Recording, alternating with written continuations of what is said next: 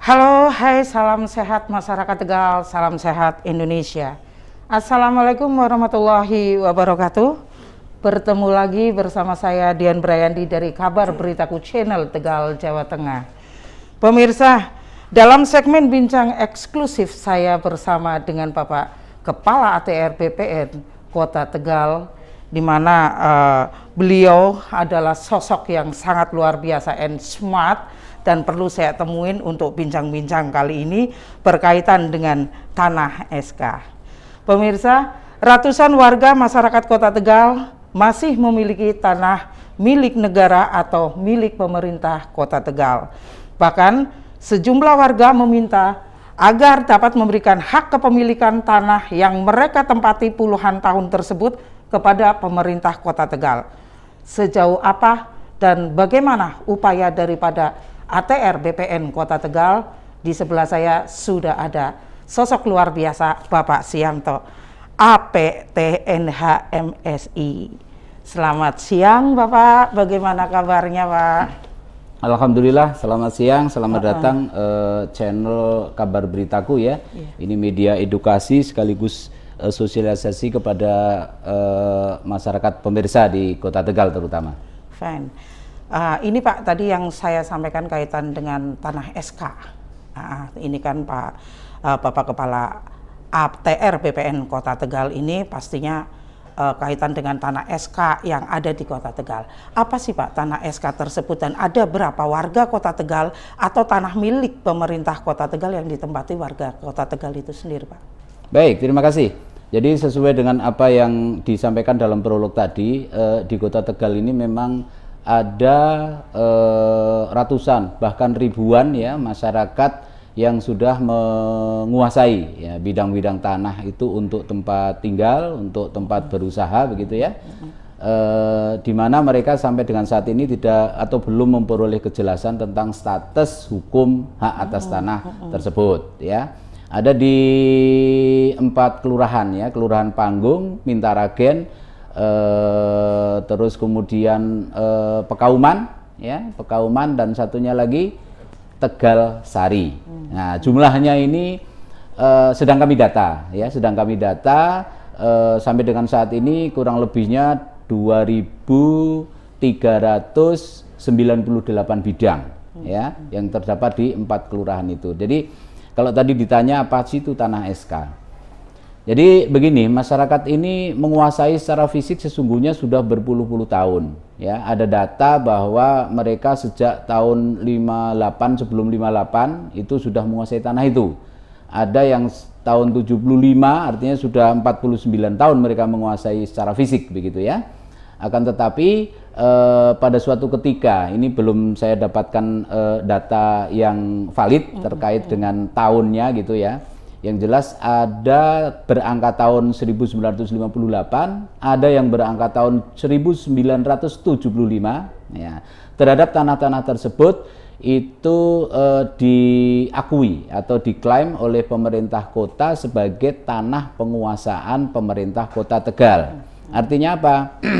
Secara fisik memang dikuasai oleh masyarakat, tapi dengan surat keputusan ya, surat keputusan wali kota pada saat itu, tanah itu dinyatakan sebagai tanah penguasaan pemerintah Kota Tegal. Itulah makanya dikenal dengan tanah SK. Sebutannya adalah tanah SK ya, dimana masyarakat ini di samping untuk tempat tinggal, ternyata setelah kami lihat di lokasi itu ada tempat untuk penjemuran ikan, tempat usaha mereka untuk jualan, toko dan seterusnya ya.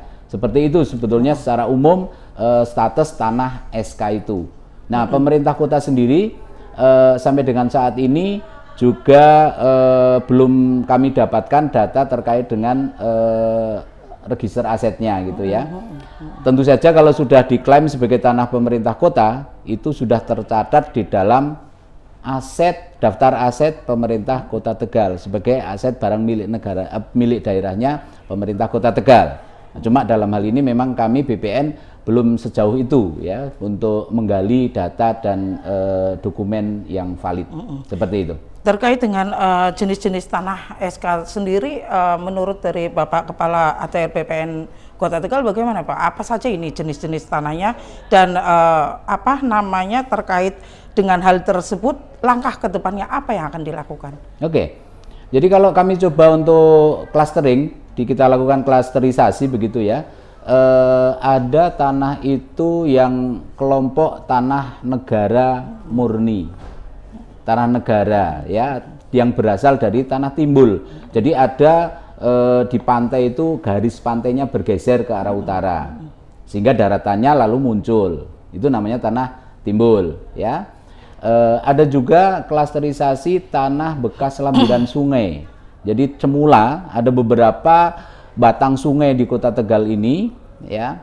Itu semula adalah lebar. Batang sungainya itu lebar. Tapi karena perkembangan zaman, itu sekarang posisinya sudah sangat menyempit ke tengah dan juga sudah diberi tembok pembatas gitu. Nah, sisa tanah yang tadinya lebar menjadi sempit ini dimanfaatkan oleh masyarakat sebagai tempat usaha dan juga sebagai tempat tinggal. Nah, itu klaster kedua. Klaster ketiganya ada juga yang tanah ini bekas bong Cina. Jadi bekas kuburan Cina yang sudah dipindahkan, lalu sekarang sudah menjadi kampung. Ya, sudah menjadi kampung. Setidaknya ada 3 klasterisasi itu yang masuk di dalam kategori tanah SK atau sebutannya menurut versinya Pemda itu adalah tanah penguasaan pemerintah kota. Seperti itu. Strategi dari ATR BPN sendiri bagaimana Pak untuk menentukan kaitan dengan status tersebut Pak? Nah, ini pertanyaan yang sangat penting ya. Sesungguhnya kami ini setelah mempelajari tentang status hukum dan juga status penguasaan fisiknya, kami mencoba untuk berkoordinasi dengan pemerintah kota dalam rangka untuk memberikan kejelasan status ya. Kejelasan status ini kalau seandainya ini memang nanti betul-betul masuk dalam aset, register aset, neraca aset dan harus dipertahankan, maka nanti harusnya disertifikatkan atas nama pemerintah kota. Akan tapi apabila memang ada political will bahwa ini menjadi tanah masyarakat sejak turun-temurun dan dikuasai seperti itu, memang ini statusnya adalah tanah negara. Nah, itu bisa diberikan kepada warga masyarakat ya, dalam artian bisa itu prosedurnya. Kalau yang namanya tanah negara itu memang diberikan sesuatu hak kepada masyarakat itu ya. Haknya bisa dengan hak milik, bisa HGB, bisa pakai. Jadi kalau hak milik itu tidak berjangka waktu, kalau hak guna bangunan itu bisa diberikan maksimal 20 tahun, artinya bisa 15 tahun, bisa 10 tahun sesuai dengan kebijakan, arah kebijakan yang akan ditetapkan oleh pemerintah kota. Nah, setelah ini coba kita sosialisasikan kepada pemerintah kota, ini disambut baik ya, disambut baik langkah ini. Karena nanti tentu saja ketika mau mengambil kebijakan pemerintah kota ini harus ada dasar hukum yang kuat. Nah, dasar hukum yang kuat ini sesungguhnya sudah kami create ya, sudah kami koordinasikan, kami berkolaborasi dengan bagian pemerintahan, bagian DPUPR gitu ya, untuk menyelenggarakan kajian hukum. Nah, ini yang saya maksud titik awal dari kebijakan yang bisa ditempuh oleh pemerintah kota. Kajian hukum ini mestinya dia harus diselenggarakan melalui sebuah forum. Nah, forumnya bisa saja seminar gitu ya, atau kalau sekarang dengan era pandemi ini bisa pakai webinar begitu ya, dengan menghadirkan pakar-pakar hukum yang tentu saja harus qualified, yang punya kapabilitas untuk menjelaskan. Misalnya pakar hukum tanah kita bisa ngambil misalnya dari UGM. Nah, kita kenal ada profesor ahli hukum tanah dari UGM itu. Lalu kemudian dari praktisi juga harus kita ambil sebagai narasumber untuk memberikan penjelasan. Praktisi bisa diambil dari kementerian gitu ya. Lalu kemudian kejaksaan harus kita ajak juga untuk berembuk di situ. Ya, unsur-unsur vital ini harus berkumpul dalam sebuah forum untuk nanti kemudian didiskusi, pesertanya nanti bisa masyarakat secara umum gitu ya. Lalu pemerintah kota juga di situ harus memberikan penjelasan. BPN juga harus memberikan penjelasan sehingga komprehensif ya. Kalau sudah komprehensif maka kajian ini nanti akan menjadi kajian yang bisa dijadikan sebagai LO, legal opinion Nah, kalau sudah keluar legal opinion, itu maka itu yang saya maksud sebagai pijakan untuk pemerintah kota dalam rangka mengambil keputusan tanah ini mau dikemanakan, statusnya mau diberikan kepada masyarakat atau mau formulasikan sebagai tanah aset pemerintah kota. Lalu BPN tinggal nanti memberikan sertifikat sebagai tanda bukti hak. Nah, cuma ini sesungguhnya sudah berjalan. Desember lalu sudah dilakukan forum kajian hukum itu, gitu ya. Cuma ya kalau kami boleh berkomentar, ini memang kalau bicara tentang kuatan gigitan, ini kurang menggigit. Kurang menggigit. Narasumber yang dihadirkan itu barangkali memang kualifikasinya kurang begitu bisa dipertanggungjawabkan dalam bidang masing-masing. Bahkan kejaksaan juga tidak dijadikan narasumber. BPN saya sendiri juga tidak diundang. BPN tidak diajak bicara, apalagi pakar hukum yang kompeten dalam hal itu. Nah, sampai dengan saat ini harapan kami itu output dari kajian hukum itu adalah LO, itu juga belum terbentuk. Belum tersusun LO-nya ini, ya. Nah, tentu saja kami terus melakukan koordinasi. Jadi ketika LO ini belum juga terbentuk dari hasil kajian hukum, itu kami melakukan langkah alternatif kedua. Kami kemarin sudah berkomunikasi dengan Pak Sekda, dengan Asisten 1.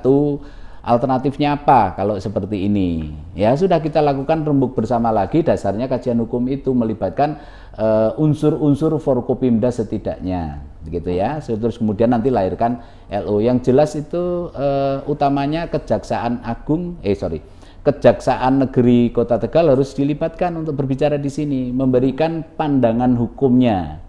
Syukur-syukur dari pengadilan juga, begitu ya. Unsur-unsur terkait ini harus diajak berbicara secara komprehensif. Selama ini seperti yang tadi Bapak gambarkan, selama ini lalu bagaimana ini langkah dari ATR BPN Kota Tegal sendiri dengan belum terbentuknya, tidak melibatkan dari berbagai lini yang memang harus dilibatkan dalam hal tersebut. Selama ini apa ini Pak yang kami melangkah punya yang seperti apa? Strategi juga ya terhadap tanah-tanah tersebut. Itu kita masukkan di dalam program strategis nasional Kota Tegal tahun 2021 yang bernama PTSL. Jadi kalau berbicara jumlah bidang tanah ya, dari 80.000 bidang tanah di seluruh Kota Tegal ini tinggal tersisa tanah-tanah ini yang belum bersertifikat. Yang lain sudah bersertifikat semuanya, sudah terdaftar semuanya. Nah, tanah SK ini belum pernah tersentuh selama ini. Nah, kami masukkan dalam program strategis itu, lalu kemudian kami tentu saja sudah ketuk pintunya Pak Wali sudah mengizinkan, ya, Dewan waktu itu juga sudah mempersilahkan BPN untuk melangkah. Nah, kami sudah melakukan pengumpulan data yuridis, pengumpulan data fisik dengan pengukuran, ya, maka tadi terperoleh data 2.398 itu karena kami sudah melakukan pengumpulan data. Nah, dengan adanya ini, tentu saja BPN, ya, dalam program PTSL-nya, sebelum adanya political will yang jelas tentang status itu dari pemerintah kota, kami belum berani menerbitkan sertifikat sebagai tanda bukti hak. Jadi kami hentikan sampai proses pengumpulan data yuridis, lalu pengukuran dan sampai dengan pemetaan bidang tanahnya. Sehingga ketika pemerintah kota membutuhkan data itu, kami sudah punya data, supporting data yang valid tentang peta pemetaan dari bidang-bidang tanah jumlah 2.398 itu. Nah, ini langkah kami. Sehingga terakhir kemarin minggu yang lalu kami juga sudah bersurat kepada Pak Wali Kota terkait dengan program ini. Kami sudah melakukan dan kami sudah sebentar lagi akan selesai dalam pendataan ini. Tinggal kami sampaikan data itu kepada Pak Wali Kota untuk kemudian ya diberikan clue kepada kami. Keputusannya seperti apa. Kalau misalnya ini ya, taruh kata pemerintah kota ini memberikan kepada masyarakat ini dengan hak guna bangunan atau hak pakai atau hak milik whatever, itu kami tinggal menerbitkan sertifikatnya karena data sudah kami kumpulkan. Collecting datanya sudah dibantu oleh Babinsa, Babin Kamtipnas, Pemer Perangkat Kelurahan, bahkan penyuluhan juga sudah kami lakukan bersama-sama gitu ya pada saat program ini mau dijalankan. Nah, kami sekarang sudah punya data, tinggal nanti menunggu keputusan dari pemerintah kota. Bagaimana statusnya ini? Nah, kami tinggal menerbitkan sertifikatnya jika memang itulah ending dari LO yang mungkin nanti akan segera diwujudkan.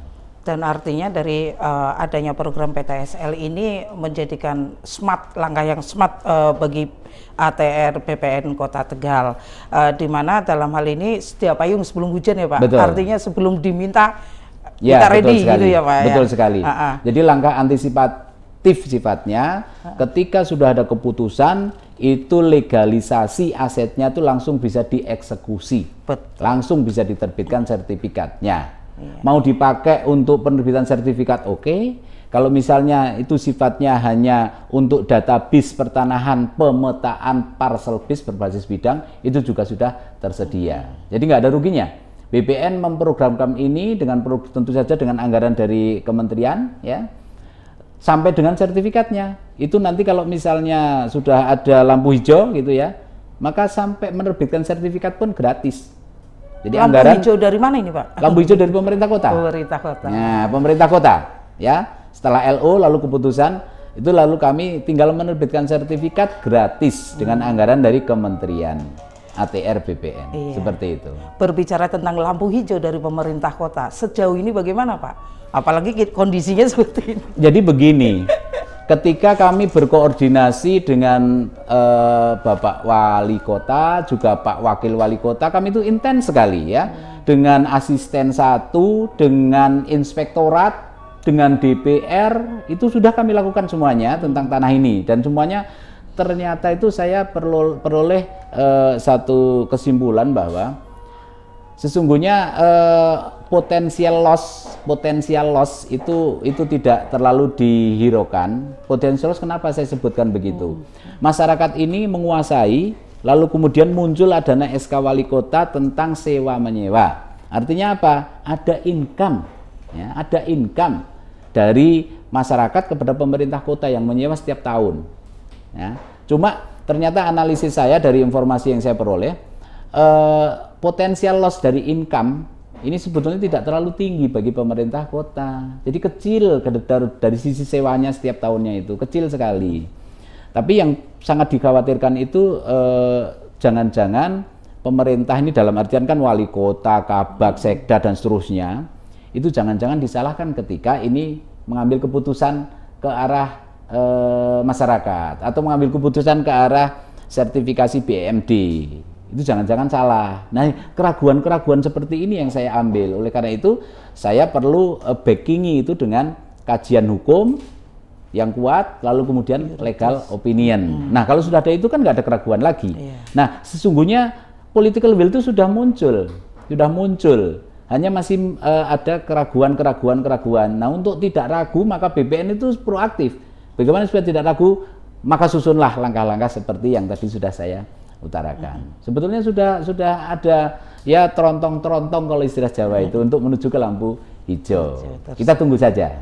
Kita tunggu saja. Jadi selama ini BPN menunggu apa yang menjadi realisasi dari lampu hijau pemerintah Kota Tegal. Tentu saja begitu. Demi validasi data dan akurasinya kan begitu betul, Pak. Betul. Oke. Terakhir Pak, terkait dengan menunggu lampu hijau dari pemerintah kota, dan mungkin ini bagian dari pertanyaan dari publik juga Pak. Kalaupun Pak, tanah SK yang selama ini tempati warga masuk sebagai aset pemerintah kota, apabila akan diserahkan kepada masyarakat, bagaimana sih Pak dengan mekanismenya Pak? Oh gitu. Jadi kalau memang itu bisa dibuktikan melalui dokumen yang resmi dan sah bahwa tanah-tanah itu seluruhnya menjadi tanah aset atau tanah BMD-nya Kota Tegal, maka prosedur yang harus ditempuh tentu saja melalui prosedur pelepasan aset. Kalau pelepasan aset itu tentu saja wali kota tidak bisa berjalan sendiri, harus ada persetujuan DPRD. Nah sejauh ini mengapa saya katakan tadi terontong-terontong, hasil koordinasi intens kami dengan Dewan, ya. Terus kemudian rapat, kami pernah melakukan rapat bersama Komisi 1 dan Komisi 3. Itu sebetulnya sudah muncul bahwa dorongan untuk memberikan kepada masyarakat, gitu. Artinya dari sisi persetujuan Dewan nampaknya dalam hal ini tidak perlu terlalu dikhawatirkan, ya kan? Dari sisi itu, nah, tinggal kajian yuridisnya ini saja yang nanti akan melapisi keputusan dari pemerintah ini yang harus betul-betul dikuatkan. Harus betul-betul dikuatkan, pondasinya itu harus kuatkan sehingga ketika putusan diambil itu siapapun tidak akan disalahkan secara hukum, secara pribadi maupun secara kelembagaan. Itu kuncinya. Siap. Terima kasih Pak atas bincang-bincangnya Pak. Ternyata masyarakat Kota Tegal memang harus tahu bahwa langkah sikap yang sudah dilakukan ATR BPN Kota Tegal ini senantiasa harus melangkah dengan smart, kan seperti itu ya Pak ya. Dan tinggal bagaimana pemerintah Kota Tegal menyikapinya begitu ya Pak. Terima kasih Bapak atas bincang-bincangnya. Mudah-mudahan ini bisa menjadikan masukan untuk masyarakat Kota Tegal pada khususnya dan menjadikan semuanya berjalan dengan baik. Ya, barangkali terakhir statement saya, setelah apa yang kami tempuh, upaya-upaya yang sudah kami lakukan dan akan terus kami perjuangkan demi kejelasan status, saya juga berharap kepada warga masyarakat yang menempati tanah tersebut gitu ya, kiranya ya sekarang itu Bapak dan Ibu semuanya yang menempati di situ ya berdoa saja kepada Allah Subhanahu Wa Taala, mudah-mudahan ada langkah terbaik ya dari pemerintah sehingga menjadi jelas. Karena masyarakat ini ternyata setelah saya dapat informasinya, untuk bisa memiliki tanah itu pun mereka rela untuk menyediakan anggaran ya untuk pemasukan kepada pemerintah kota sepanjang memang nilainya tentu saja nilai yang wajar, nilai yang sewajarnya. Seperti itu. Siap. Terima kasih Bapak. Ya, demikian tadi pemirsa bincang-bincang saya dengan Bapak Syamto APTNH MSI, di mana perbincangan dengan beliau mengharapkan bahwa apa langkah yang telah dilakukan dengan sigap, langkah yang telah dilakukan dengan cerdas, yang telah mendapatkan lampu hijau dari pemerintah Kota Tegal segera untuk bisa disikapi lebih lanjut. Demikian perbincangan saya dengan beliau. Salam sehat masyarakat Tegal, salam sehat Indonesia. Terima kasih Bapak. Oke.